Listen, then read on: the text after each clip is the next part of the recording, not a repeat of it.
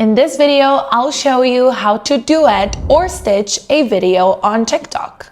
If this helps you, please consider subscribing and giving this video a like so others can find it. So the first thing we have to do is open TikTok and we're gonna find the video that we wanna stitch or duet. Once you have your video, go ahead and tap on the share icon at the bottom right of your screen. And right here, all the way at the bottom, you're gonna see all the options that TikTok has for you. You're gonna scroll just a little bit to the right and you're gonna see the duet option and the stitch option. For duet, go ahead and tap on this option. And as you can see, TikTok will open up a split screen where you can record your own video right next to the one that you wanna duet. Now, if you wanna stitch the video, we're gonna do the same thing. We're gonna select a stitch. Now, you're gonna select the part of the video that you wanna use. Then you're gonna select next. And now you're gonna film yourself with the response that you wanna add to the video, your reaction, or whatever you have to say about that video. Once you're done recording, you can add more text, any fonts, or any filters that you want to add to your video.